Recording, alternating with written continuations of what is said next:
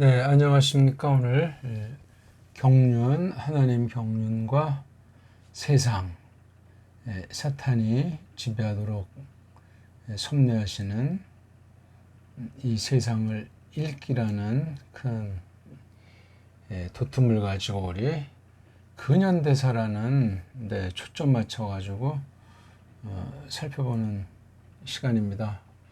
오늘은 이제 현실에 벌어지는 것을 놓고 도톰을 뽑아봤습니다. 근현대사를 하는 데서 출구전략과 정치놀이 좀 말이 뚜렷하지 않은지 모르는 말인데 출구전략은 겉으로 나타난 건 이제 그 괴질 지금 이상한 감기 문제 가지고 세계가 천차만차면서도 일사불란하게 계속 벌써 1년 반이 넘게 벌어지고 있는 것을 이제 새로운 쪽으로 좀 돌리려는 그런 움직임이 조금씩 보이고 있죠. 보이고 있는데 지금 유럽 어디선가 여러 나라 사람들이 또 모여가지고 어떤 정치 행사를 놀이를 하고 있는 거죠.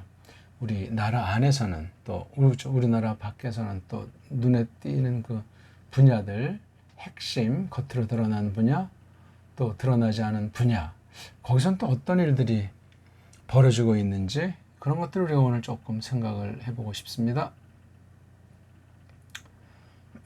지금 우리나라, 이 나라가 뿌리가 어떻게 되는가?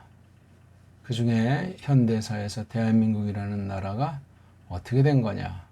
그런 것들을 어떤 시각에서, 어떤 전체 판도랑 흐름 속에서 깨닫고 정리하고 있는가 하는 것들에 대한 공부가 없으면은 성경을 내세운다거나 믿음 교회를 앞세우는 사람들의 아주 좁은 생각에 빠져가지고 비꾸러지게 되어 있습니다.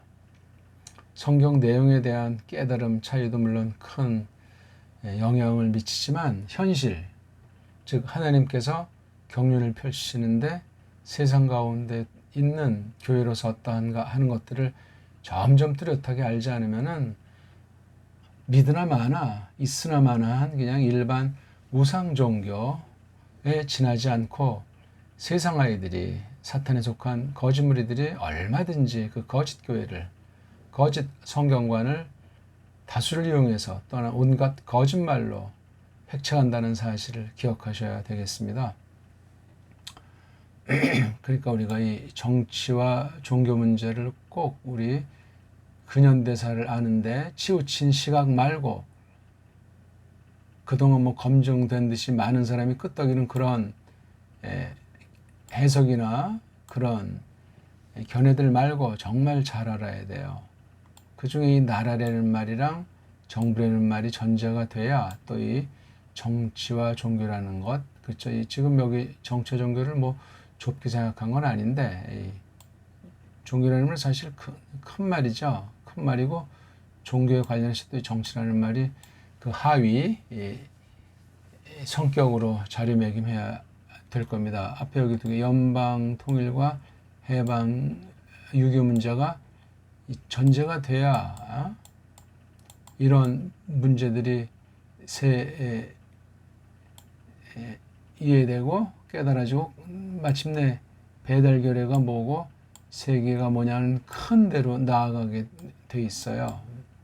지금 이제 하나는 이 연방 문제, 통일 문제 가지고 시끄럽고 늘 뭐 직접 말하건 말 안 하건 뭐 통일해서 뭐 하냐, 이 연방이 뭐냐 막 양극이 지금 충돌을 하는 것이 계속되는 거예요. 해방, 광복 이후. 해방이란 말의 개념도 여러 가지만 이건 아주 원래 본디 그냥 노예였었는데 나온다는 것이 해방이고, 해방보다는 광복, 광복이란 말이 이제 우리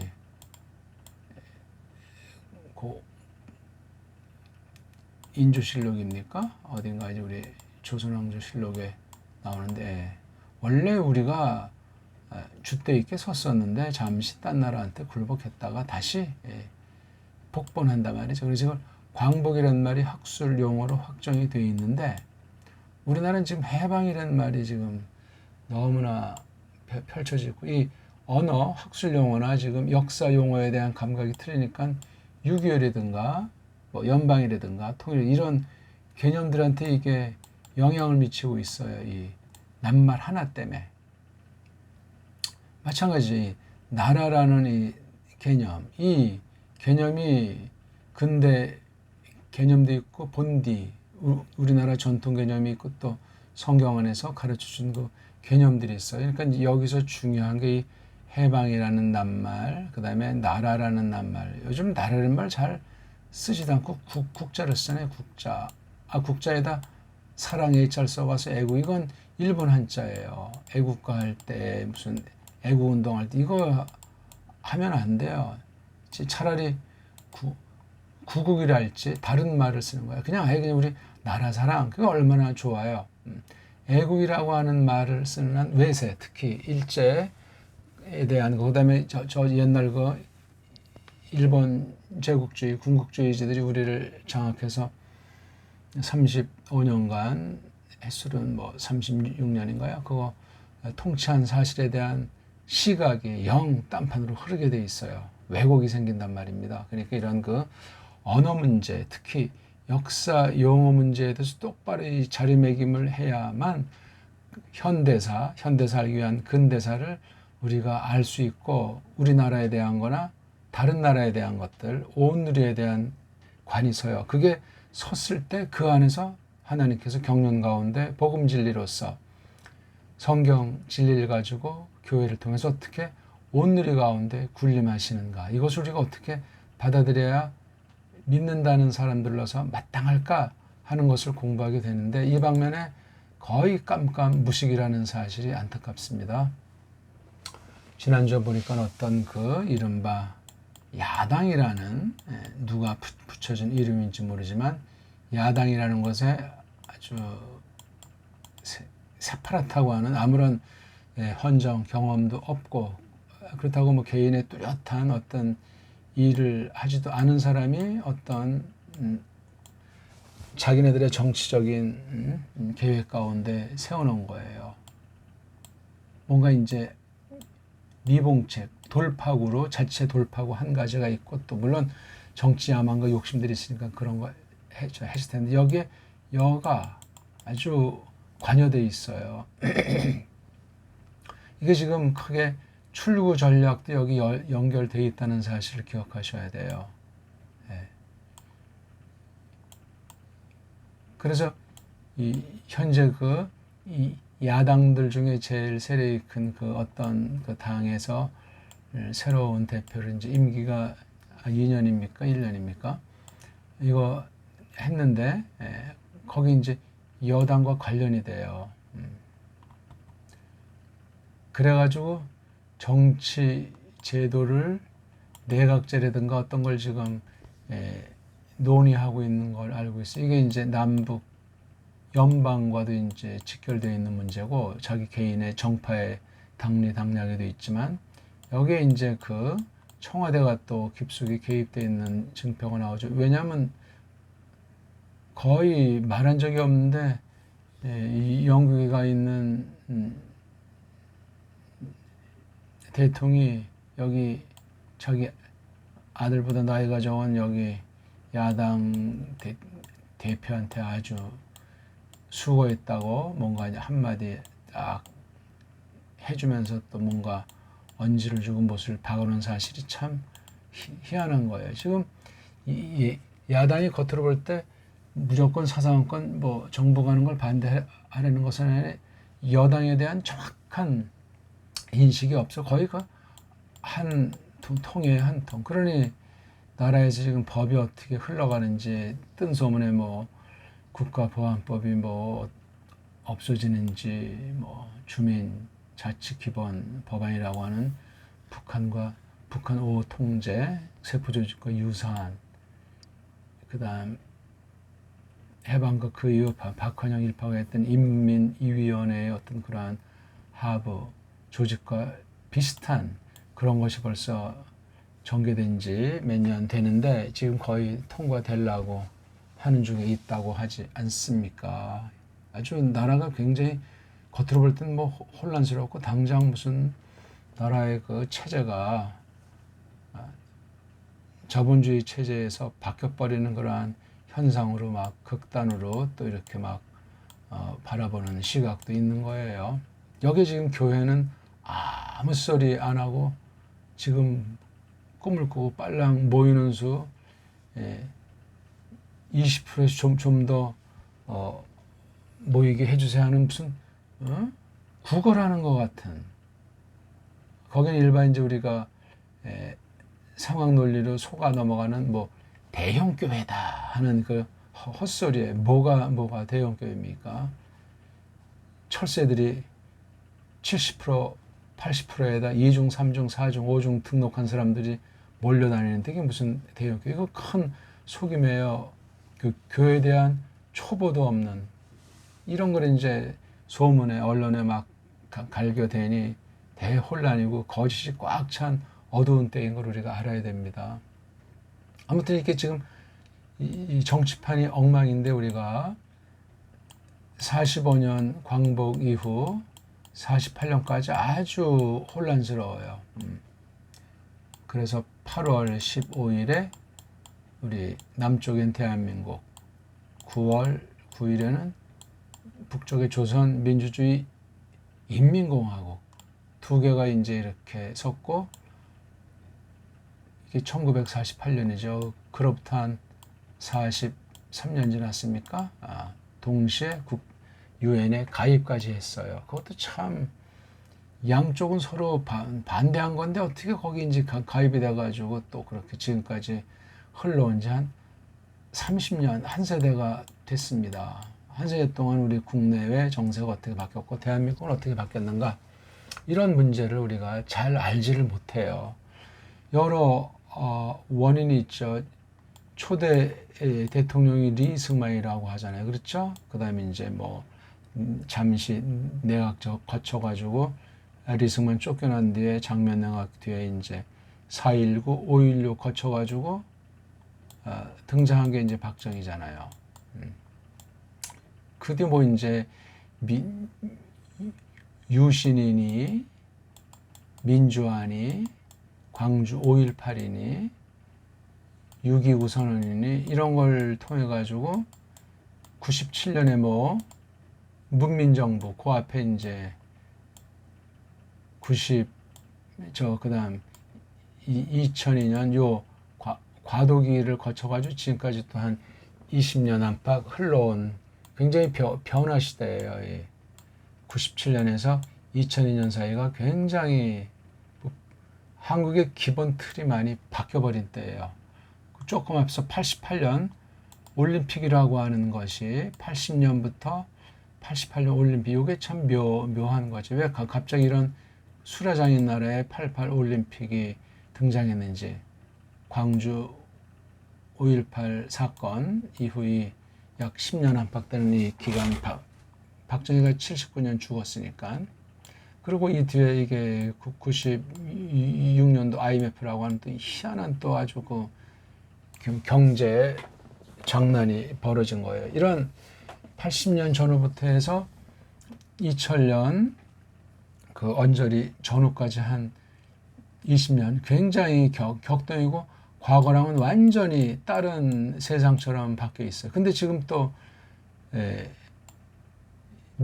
문재인 정부가 들어와가지고 2017년이죠. 그러면 전임 대통령 탄핵, 어떤 쪽에서는 불법 탄핵시켰다 그러는데 탄핵시킨 자녀 임기를 해야 되잖아요. 이것에 대한 헌법적인 해석이 없어요. 새로 뽑아서. 그럼 여기 빵꾸가 난 거예요. 이 빵꾸가 지금 나타나는 사회 현상, 정치 현상이에요. 이거 다 낱낱이 뒷날 바른 정부가 우리 헌법대로 사람, 백성들이 중심인 그러한 합당한 우리에게 맞는 그러한 정부가 들어서면 이런 거 다 낱낱이 자리매김하고 역사의 평가를 간단하나마 해야 할 겁니다. 그게 되지 않으면은 정치 몰입꾼들이 계속해서 놀이해가지고 사람의 심리, 정욕 때문에 연이 야니 하면서 그냥 수라장은 계속되는 거예요. 그러니까 이 사이에 김영삼이가 3당 합당으로 한 번은 이게 이제 새로운 갈림길이 되면서 참 92년도죠. 그 다음에 이제 97년에 이제 처음으로 이제 야당 정부라고 하는 김대중 정부도 역시 김종필이랑 했기 때문에 양당 합당이에요. 여야가 합당됐다는 이 뿌리가 지금까지 계속 정리가 안 된 채로 온다는 사실이 희한한 거예요. 이게 92년도 그러니까 1987년 6.29 선언이라고 하는 그런 거를 이제 다시 외형상 박정희 때로 돌아가려고 하는 시도가 노태우 정부 이어서 이제 김영삼 정부로 오면서 조금 더 새롭게 김영삼 정부에서 또 김대중 정부 요 92년에서 97년 요 사이에 바로 벌어진 IMF가 아주 큰 변화를 준 거예요. 나라가 완전히 금고가 바닥이 나는 희한한 사건이 발생했어요. 강탈당한 거죠. 강탈당한 거예요. 이걸 또 해결하겠다고 금붙이다 뭐다 쭉 지금 요 시간을 아는 게 굉장히 중요해요. 지금 제가 간단히 어떤 한국 정치사의 그 한 지극히 적은 부분을 설명드리는 거예요.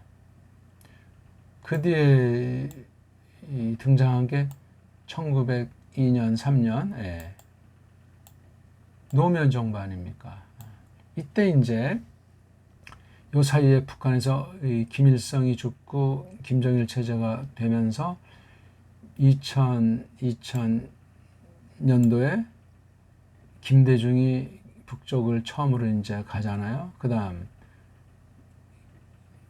2006년입니까? 또 노무현 정부 말기에 또 다시 가서 이제 만나는 이 두 차례가 있고 현재 문재인 정부에서 또 다시 이제 만난 게 2018년, 19년, 이런 지금 흐름이 국내에서 벌어지면서 한국 정치판이 요동을 하고 있는 거예요.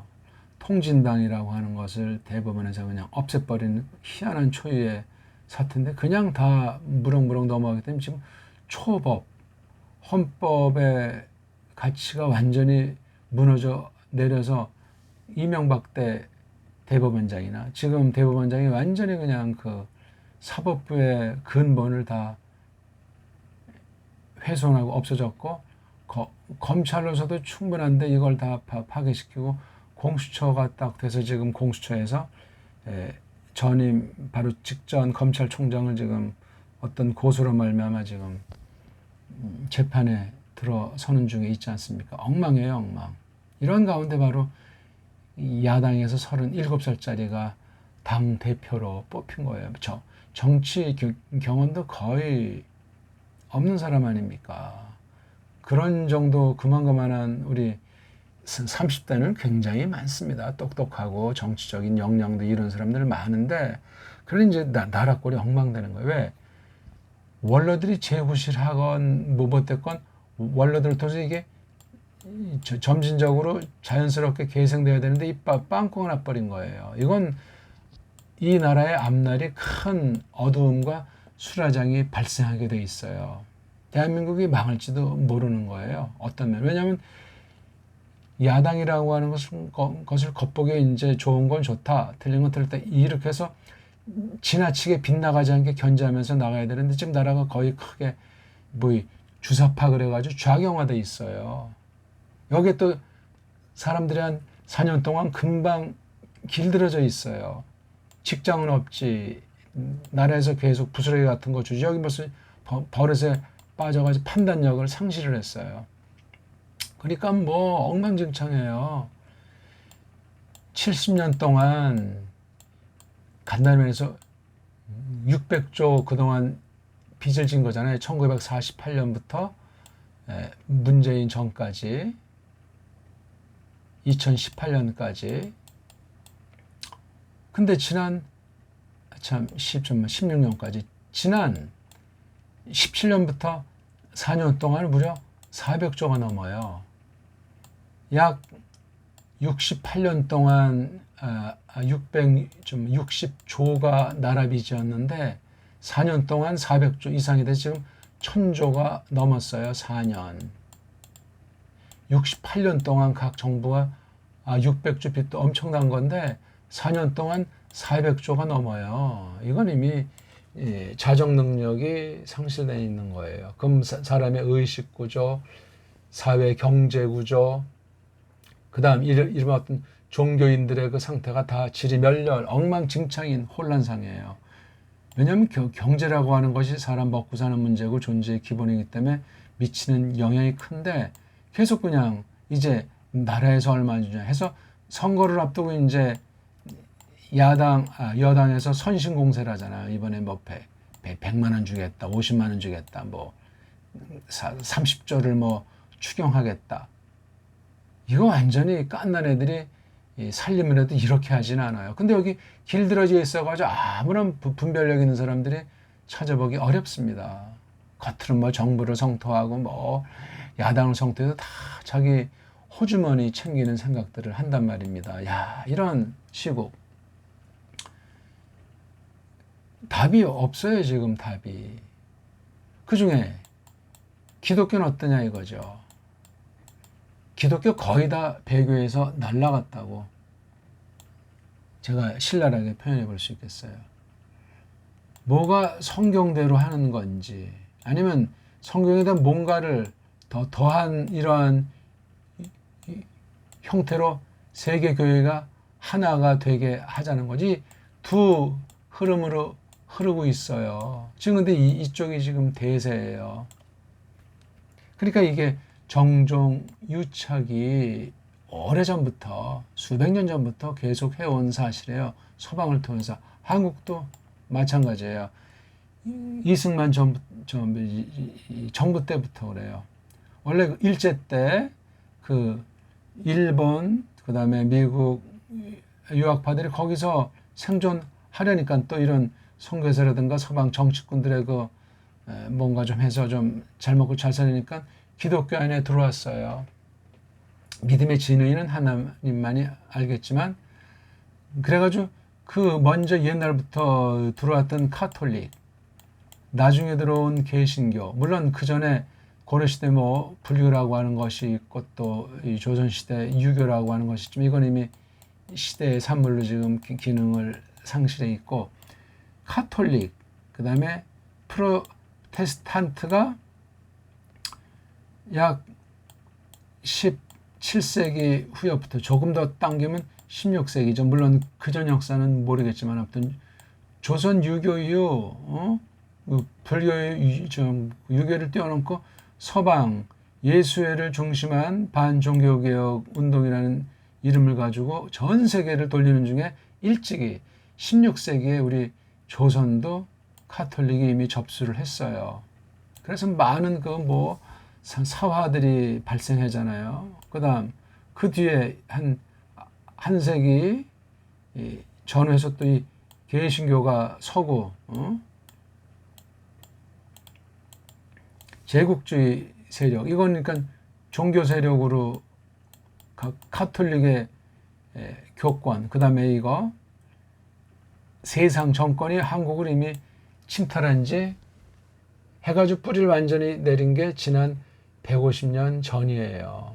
250년 전이라고요. 그러니까 허수아비 정권을 이루어다 1860년 전후에서 이제 철종으로 그나마 이게 마감을 했고 그 뒤 1910년이라고는 외영상까지 대략 한 50년 안팎 동안 그냥 수라장을 거친 거 이게요. 나중에 뭐 대한제국이라는 이름도 나오고 그 뒤에 상해 임시정부라는 이름 나오는데 그 용어들이 아직 명확하게 자리매김이 되지 않고 있어요. 그러나 지금 우리가 믿습니다 해도 이게 뿌럭지가 뭔지 웨슬레다, 깔뱅이다, 아니다, 루터다, 무슨 소리냐? 여호와 증인이다, 뭐 주먹 크고 정치랑 결탁되어 있고 세계랑 세계 정부와 또 입을 맞추고 이러면 그건 건드리질 못하는 거예요. 그러니까 오늘날 이게 우리 카톨릭 세력과 개신교 세력 또 다른 말로 하면 이제 진보, 그렇죠? 진보는 좌예요. 그 다음에 이건 보수는 우라고 그래요. 이 말도 이게 언어 놀이에 다 빠져가지고 우리나라 사람들을 둘로 완전히 패거리를 나눠서 일치되지 못하게 해서 뒤에서 정치꾼들이나 지금 경제꾼들이 가지고 노는 거예요. 세계도 그러하고 우리나라 국내도 그러합니다. 이거 꼭 기억하셔야 돼요.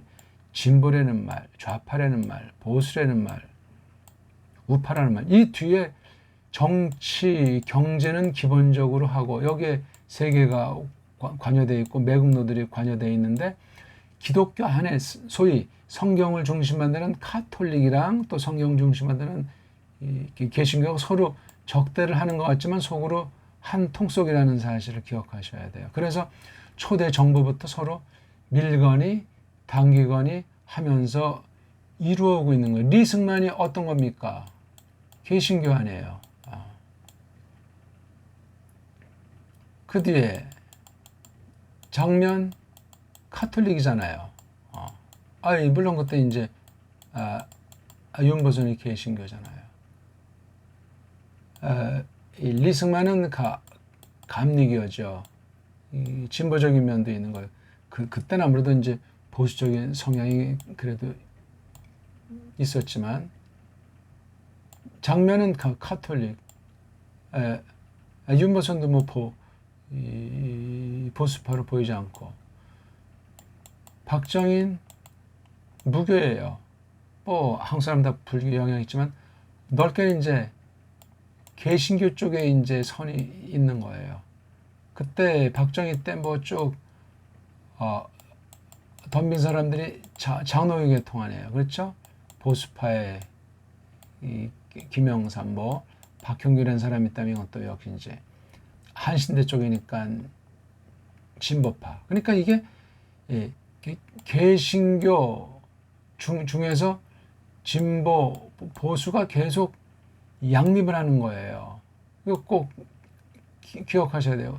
전두환은 뭐 박정희 비슷하지만 속으로는 이제 뭐 개신교적인 그런 게 있죠. 그러니까 이게 카톨릭이랑 개신교의 그 진보주의가 한 패거리를 이루고 그다음에 장로교 중심한 보수파가 또 이렇게 또 이 양쪽에 좀 뭔가 좀 진보적인 색채 중간에 있는 게 있고요. 여기에 이제 등장하는 게 주사파라고 하는 것이 등장하기 시작해요. 1980년 5.18을 기점 여기에 이제 카톨릭이 깊숙이 관여되게 됐는데 여기 이제 주사파라고 하는 것이 이제 전면에 등장하기 시작한 거예요.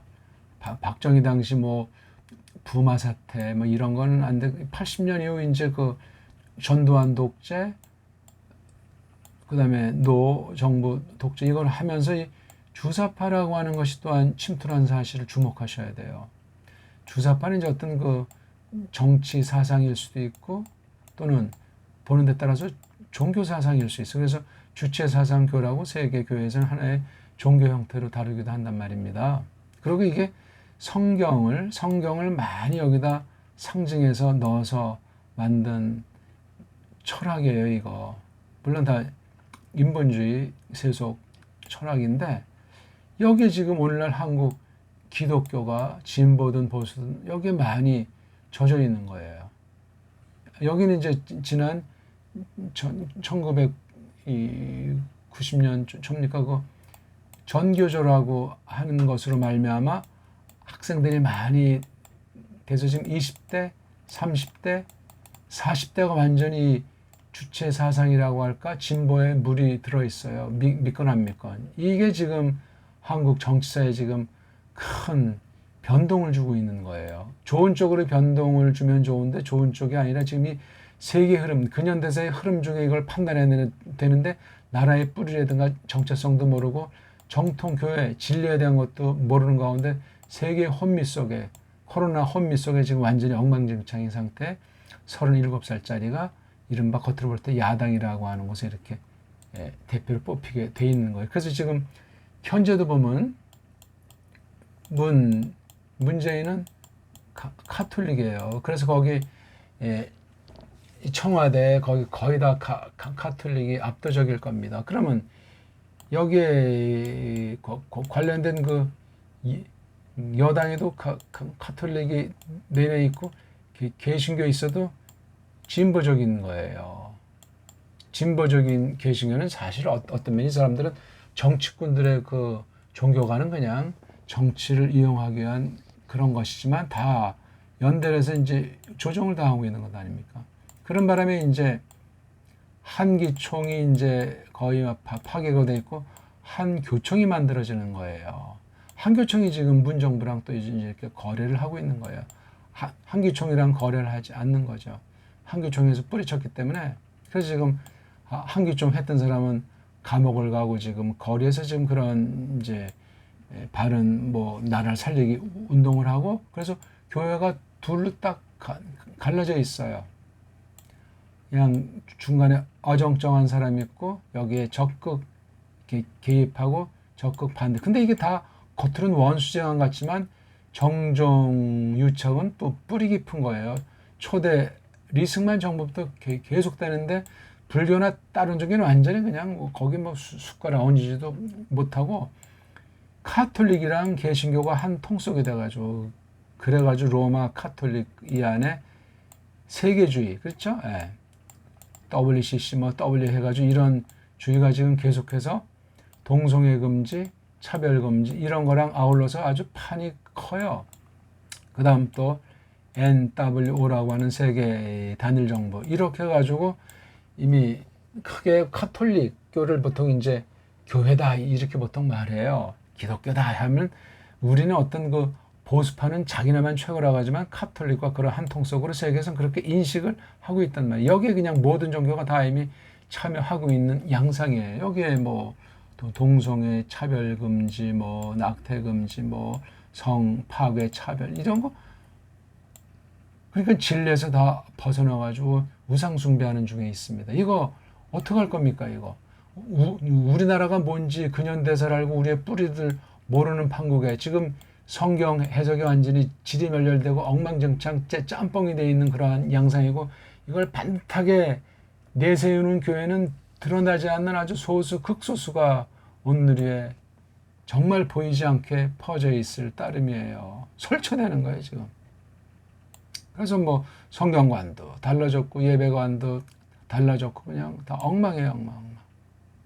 지금 세대 20대 30대 40대가 그러니 지금 중간치인 50대 과도기 넘어서 60대 지금 70 전후에서 그 밑에 세대가 지금 남한의 모든 면을 지금 주도하고 있는 거잖아요. 6.25를 모르고 있는 거예요. 잘 몰라요.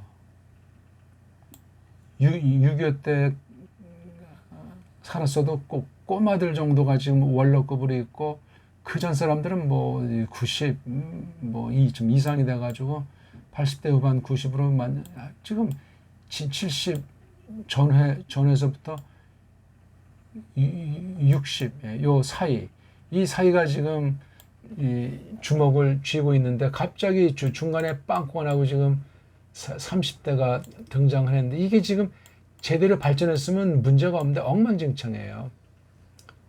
슐로모 당시 노인들 무시했다가 나라 두 쪽 나고 멸망의 길로 치달은 것이 눈에 보이듯 빤한 거예요. 세계가 그러해요.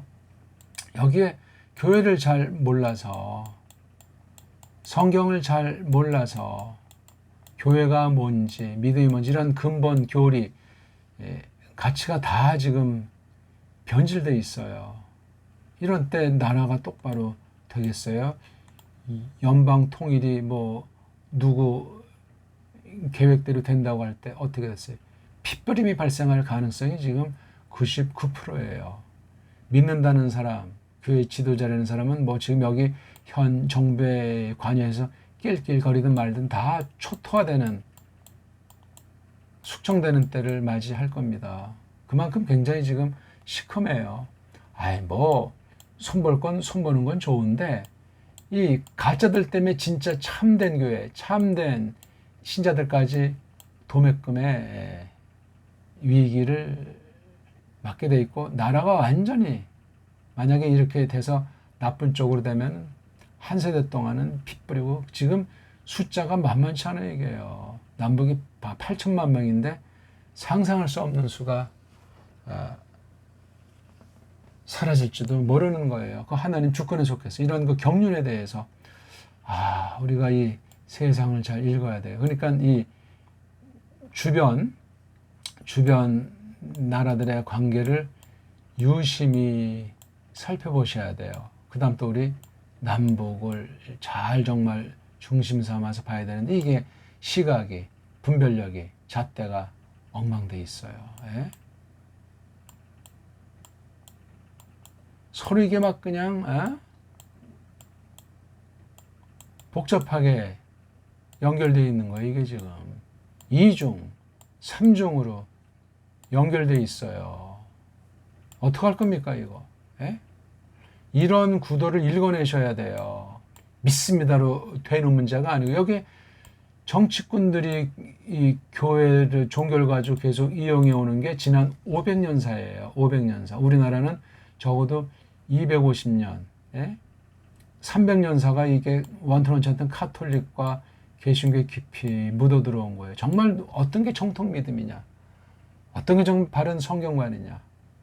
정통 교회냐 하는 걸 뭐 남이 해줄 수가 없어요. 본인들이 알아야 돼요. 근데 우리나라 뿌리, 우리나라 역사, 우리 언어와 우리 역사, 우리 사상 체계를 알아야 된다고요. 그래야 서방의 문사철을 같이 견줘서 하나님의 경륜이 어떻게 펼쳐지고 있는가 하는 걸 우리가 비로소 새길 수가 있습니다. 근현대사. 이걸 안 되면 계속 여러 모양새로 세상이 장난을 치고 각 나라 정치꾼들이 놀이하고 수많은 사람은 속은 줄 모르고 깔깔거리다 그냥 비참한 채로 짐승이하로 살다 사라지고 때때로 가끔 큰 전쟁으로 수천만 명이 몰살되는 일들이 반복되고 있는 거예요. 참으로 어두운 때고 참으로 하나님께서 일어나실 때를 맞이하고 있습니다. 자, 조금 시간이 길었는데 잘 새기시면 좋겠습니다. 근현대사 공부를 저도 잘 모르지만 조금 해봤습니다. 우리 근현대사 잘 하셔야 돼요. 자료들도 빈곤하지만 왜곡된 자료가 많고 국내 것만 가지고 되지 않고 지금 이렇게 겉으로 이제 잠가놓은 것이 푸른 많은 정보들이 있기 때문에 정말 정직하게 치우침이 없이 공정하게 사명감 갖고 그렇게 하셔야 돼요. 대한민국 사람답게 배달교례로서 해야 된다 그 말이에요. 통이 커야 돼요. 좁쌀 같아가지고 역사에 대한 해석을 사관을 수립할 수 없습니다. 네, 고맙습니다.